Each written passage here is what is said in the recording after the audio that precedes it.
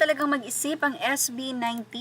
Talagang yung safety, yung love sa kanilang mga fans or sa 18 ay laging una para sa SB19. Ibinahagi po ng Facebook post ng Pablo Houses player, Pablong Ride Stop, Mapa Lunch, 5 mahalima themed air-conditioned tents for our mapas. Ano po ba to? A place to slow down and rest along the ride, featuring 5 mapa lounges dedicated to each SB19 member. An enclosed air-conditioned space located at the concert grounds designed to provide a safe and quiet place for our mapas, elderly, 18, or anyone who may need it.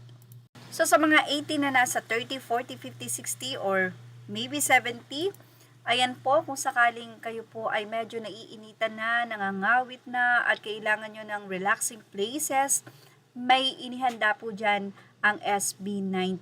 Yan po ang Mapa Lunch na kung saan ay pwedeng-pwede po kayong mag-relax, mamahinga, at syempre, iniisip ng SB19 ang safety ng bawat isa. Napakadami po niyan, at ito po ay isa sa ginastosan talaga ng SB19.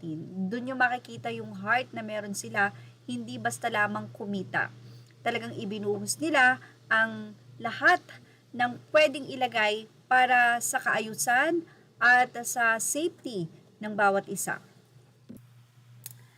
Samantala, gaya ng in-update natin, dumagsa talaga ang mga 18 OFW sa airport sa Immigration ng Pilipinas.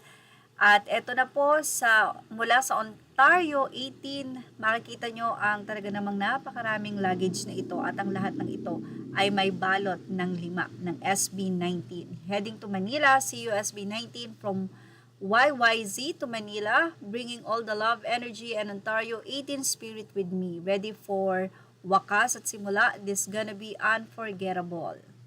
Ang isa naman ay sinabing ubos na yung pera ko, pero at least makakapanood siya ng concert ng SB19. Isang nakakaiyak na ibinahagi naman ng isang 18 na ito ang kanyang pagmamahal sa kanyang ina na si Abigail.